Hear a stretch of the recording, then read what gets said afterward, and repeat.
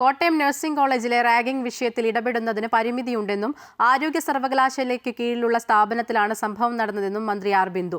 എങ്കിലും ശക്തമായ നടപടി സ്വീകരിക്കാൻ നിർദ്ദേശം നൽകിയിട്ടുണ്ട്. ഈ കാലത്ത് കുട്ടികളിൽ കാര്യമായ സ്വഭാവ വൈകല്യം കാണുന്നുണ്ടെന്നും അത് മാറ്റാൻ സമൂഹവും മുന്നിട്ടിറങ്ങണമെന്നും മന്ത്രി കോഴിക്കോട്ട് പറഞ്ഞു. എല്ലാ കലാലയങ്ങളിലും ആൻറ്റി റാഗിംഗ് സെല്ലുകൾ ഉണ്ടാകണം എന്നുള്ളത് നിർബന്ധമായ കാര്യമാണ്. ഇപ്പോൾ ഈ റാഗിംഗ് ഉണ്ടായിട്ടുള്ളത് ആരോഗ്യ സർവകലാശാലയ്ക്ക് കീഴിലുള്ള ചില സ്ഥാപനങ്ങളിലാണ്.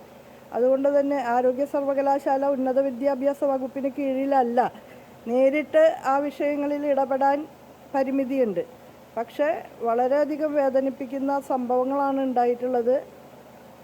അത്യന്തം ജാഗരൂകതയോടുകൂടി വിഷയം കൈകാര്യം ചെയ്യണമെന്ന് ബന്ധപ്പെട്ട അധികാരികളെ, വൈസ് ചാൻസലർ ഉൾപ്പെടെയുള്ളവരെ ബോധ്യപ്പെടുത്താനായിട്ട് പരമാവധി പരിശ്രമം നടത്തും. ഉന്നത വിദ്യാഭ്യാസ വകുപ്പിന് കീഴിലുള്ള എല്ലാ സ്ഥാപനങ്ങളിലും വളരെ സ്ട്രിക്റ്റായിട്ട് തന്നെ ഇത്തരം കാര്യങ്ങൾ സൂപ്പർവൈസ് ചെയ്തു പോകുന്നുണ്ട്.